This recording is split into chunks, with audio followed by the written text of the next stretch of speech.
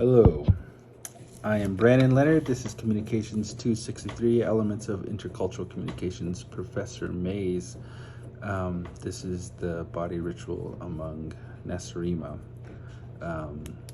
Summary or reflection of the article. My initial reaction, I did not expect it to be of the American culture. I read it when I was tired, and I was kind of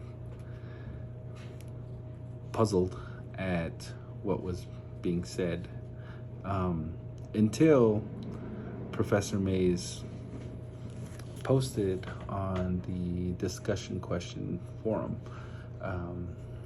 that majority of us students missed the meaning of the article, and that it was actually on the American culture.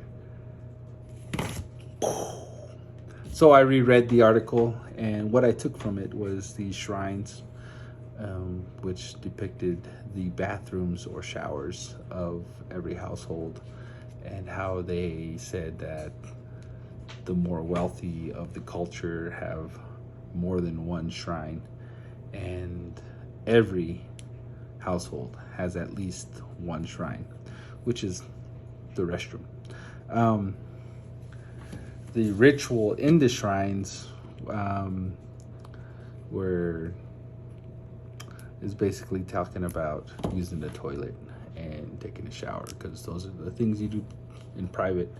What really got me rolling, I was laughing about this, was the rights of the children. Potty training.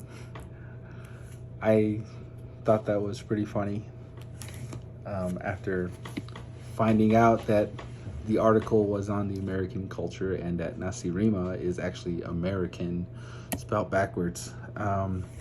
They also talk about the chest in the wall, which is the medicine cabinets in our restroom, and the medicine men, which depict the doctors of the world or the American culture, and the ancient text, which is, it's shorthand English writing. It's been around for a long time, so our ancestors used it, and that makes it ancient.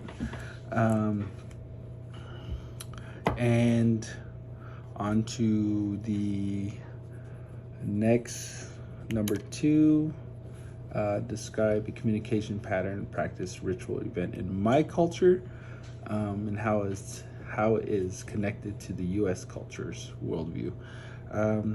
One of the things that my culture, the Navajo culture, we talk about how it is to be careful what you say, Dojanita. It relates to Proverbs chapter 13, verse 3. Be careful what you say and protect your life. A careless talker destroys himself. In the Navajo culture, when you say stuff, you have to be careful what you say, because who you're saying it to can't be taken back. It's a very, very intricate culture. I don't fully understand all of it,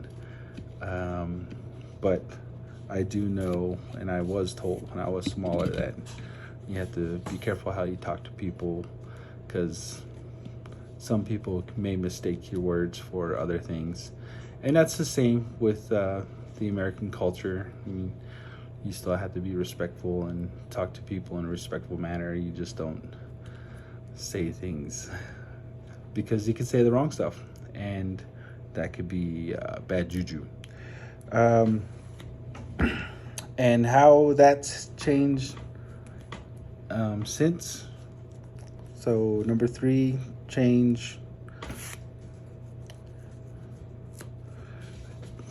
The change that our culture has gone through, there's fewer and fewer people learning the culture, learning the language, learning the Navajo traditions, and I think that it's changed in a negative sense, because even I don't know the majority of the culture.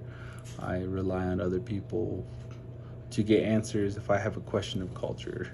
I still try to learn as much as I can, but the culture has changed because fewer and fewer people are learning the culture. It is an issue on the Navajo Nation.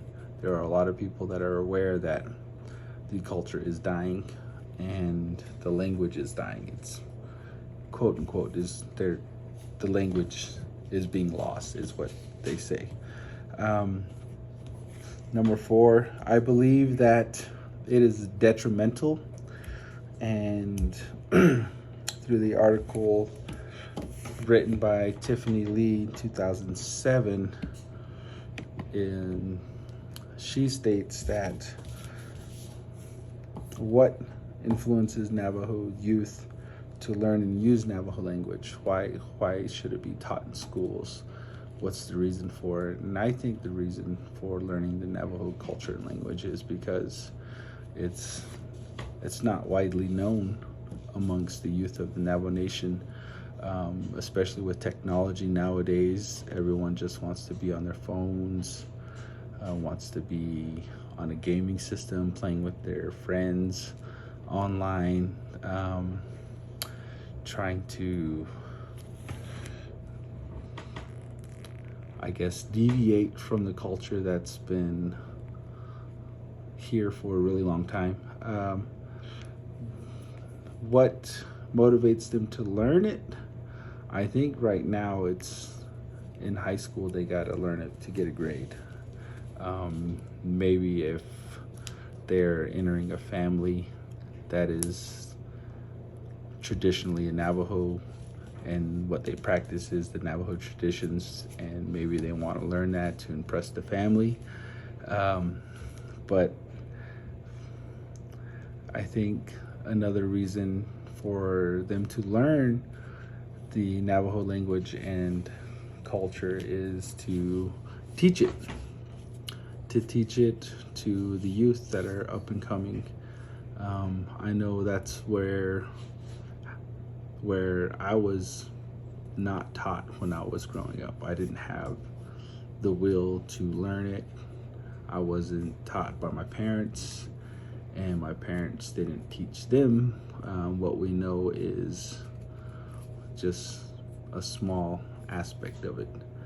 So I do believe that it is being lost, but I think that it can be recovered over time. Thank you.